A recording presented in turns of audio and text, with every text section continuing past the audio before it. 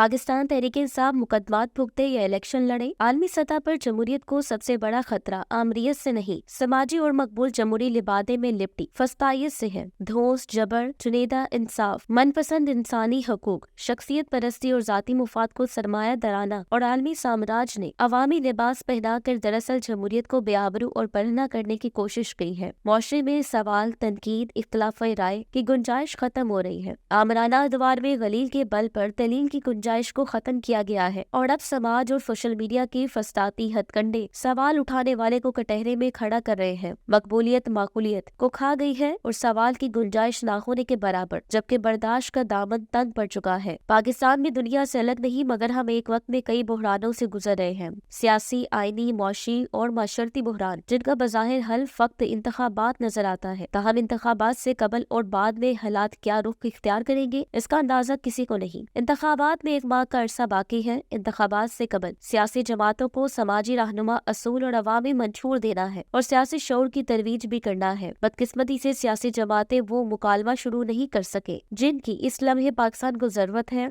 ये इंतखाबात तय करेंगे कि पाकिस्तान में जमहूरियत का मुस्तकबिल क्या है। मकबूल और माकूल सियासी निजाम के लिए सियासी जमातों को ही आगे आना है, जिसके इम्कानात ताहाल दिखाई नहीं देते। आइंदा चंद माह में दुनिया की कई रियासतें इंतखाबात के मरहले से गुजरेंगी। बांग्लादेश में शेख हसीना वाजिद तन्हा पलटन मैदान में खुद से दौड़ लगाती रही। अप्रैल मई में इंडिया में इंतखाबात से गुजरेगा और मोदी जी का भी बज़ाहिर दौर तक कोई मुकाबिल नहीं होगा, जबकि अमेरिका के सदारती इंतखाबात नवंबर में होंगे, जहां मकबूलियत और माकूलियत की बहस जारी है। ये साल पूरी दुनिया में जमहूरियत के मुस्तकबिल के लिए फैसला कुन साल हो सकता है। मुल्क की बाकी सियासी पार्टियों की तरह पाकिस्तान तहरीक इंसाफ को इलेक्शन लड़ने का बुनियादी हक हासिल है और यह हक इसे पाकिस्तान का आइन और कानून देता है, जिसे कोई जज या कोई कमिश्नर मुअत्तल नहीं कर सकता। गुज़िश्ता कल सुप्रीम कोर्ट में पाकिस्तान तहरीक इंसाफ के रहनुमा लतीफ खोसा ने चीफ जस्टिस पाकिस्तान काजी फाइज ईजा से बहस करते हुए कहा, एक तरफ सारी सियासी जमातें इलेक्शन की तैयारी में मशगूल है, जबकि दूसरी जानिब पाकिस्तान तहरीक इंसाफ अपनी इलेक्शन मुहिम की बजाय अपने खिलाफ चलने वाले बेबुनियाद मुकदमात को लड़ने में मशगूल है। लेवल प्लानिंग फील्ड का इलेक्शन कमीशन के दावे को भी झूठा साबित कर रहे हैं।